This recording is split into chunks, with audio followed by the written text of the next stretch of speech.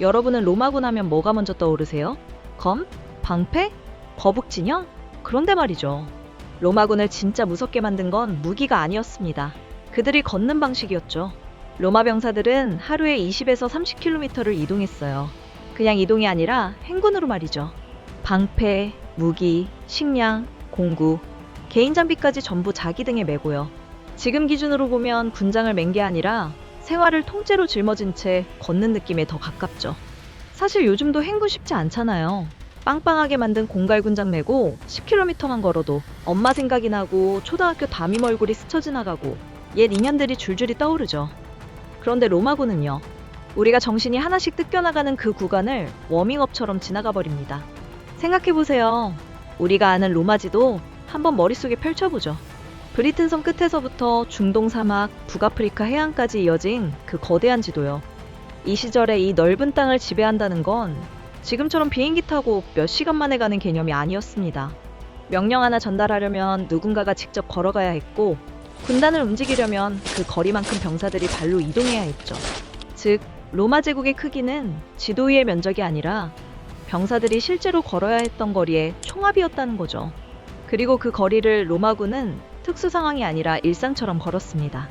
우리가 행군 중 하이라이트 구간이라면서 동네 뒷산 하나 넘기 전에 긴장하고 숨을 헐떡일 때 그들은 그 시절에 알프스를 넘나들고 있었다는 사실. 더 소름 돋는 건요. 이들에겐 행군은 특별한 이동이 아니라 전투 준비 상태 그대로의 기본 이동이었다는 겁니다. 땀으로 젖은 채 숨만 헐떡이는 병력이 아니라 도착하자마자 대열 맞추고 당일치기로 요새까지 뚝딱 짓고 명령 떨어지면 바로 싸울 수도 있는 상태. 카이사르는 갈리아 원정 중 병력을 빠르게 이동시키는 능력으로 유명했습니다. 로마군은 하루 평균 25km 이상을 걷도록 훈련받았고 상황에 따라서는 40km 이상을 강행군했다는 기록도 있죠. 이건 단순히 빨리 움직였다는 의미가 아닙니다. 전쟁에서 진짜 무서운 건 강한 군대보다 빨리 도착하는 군대거든요. 적이 예상도 못한 순간 나타나면 그 순간부터 전장은 전투가 아니라 사고가 되거든요. 자, 그럼 오늘 영상에서는 그 시절 로마군의 행군은 우리와 어떻게 달랐는지를 파헤쳐보죠. 우선 로마 군단병이 행군할 때 도대체 뭘 들고 걸었는지부터 볼까요?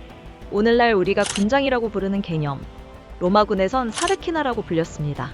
로마 군단병의 행군 장비 무게는 보통 약 30kg 전후로 이야기되는데 상황과 시대에 따라 더 무거웠다는 견해도 있죠. 이 얘기를 들으면 보통 이렇게 생각하죠. 방패 하나, 칼 하나, 그 정도 아닌가? 그런데 이 30kg은 무기 몇 개 수준이 아닙니다. 며칠간 보급 없이 이동하면서 즉시 전투에 들어갈 수 있는 생존 세트에 가까웠죠. 몸통 대부분을 가리는 대형 방패 스쿠툰과 근접전을 위한 글라디우스, 그리고 투창인 필름은 보통 한두 자루 정도 휴대하는 게 기본 전투 장비였죠. 언제 전투가 벌어질지 몰랐기 때문에 며칠치 식량을 개인이 휴대하는 것 또한 일반적이었습니다. 곡물, 건빵 형태의 식량이 대표적이죠. 또한 사르키나에는 냄비, 식기, 개인 물품 같은 최소한의 생활도구도 포함됐습니다. 그래서 로마군 군장은 전투 세트라기보다 이동형 생활 기반에 가까웠어요.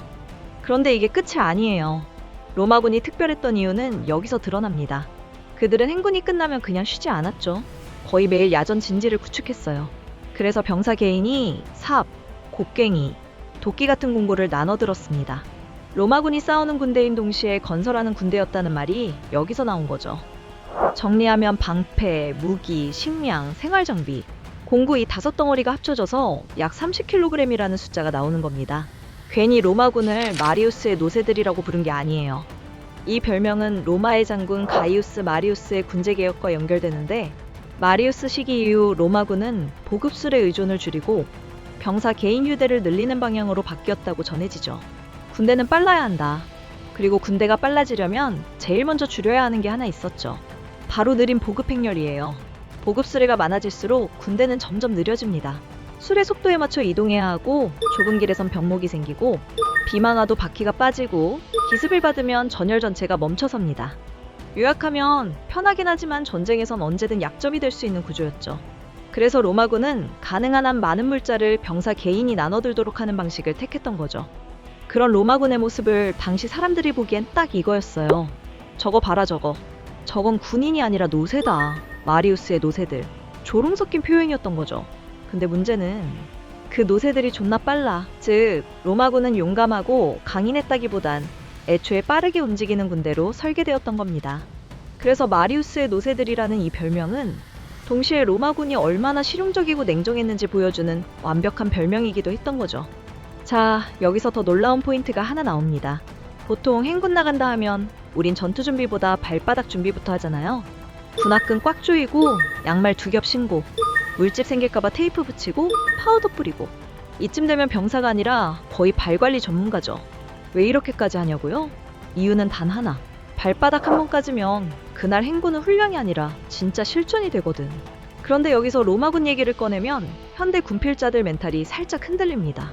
로마군이 하루 30km씩 걸었다고 하면 누구나 한 번은 이런 생각을 하죠.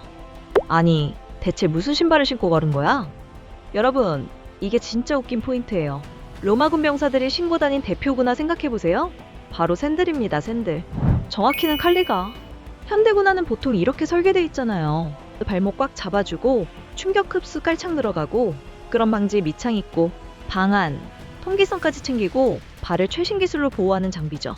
그런데 로마군 칼리가는 보자마자 이런 느낌입니다. 야, 이거 해수욕장 갈 때나 신는 그냥 샌들 아니냐?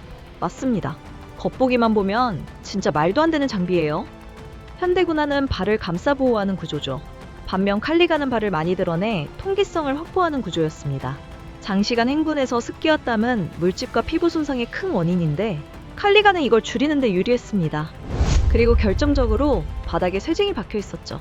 칼리가는 기본이 가죽 밑창인데 행군을 많이 하면 가죽이 먼저 닳아 없어집니다. 쇠징을 박아두면 바닥이 닿는 면이 가죽이 아니라 금속이 되니까 마모가 훨씬 늦어져서 수명이 늘었어요. 또한 이 쇠징은 지면을 살짝 물어주는 역할도 했습니다. 그래서 흙길, 자갈길, 진흙길에서 미끄럼을 줄여줬죠. 지금으로 치면 등산화 스파이크나 축구화 스터드에 가까운 개념인 거죠.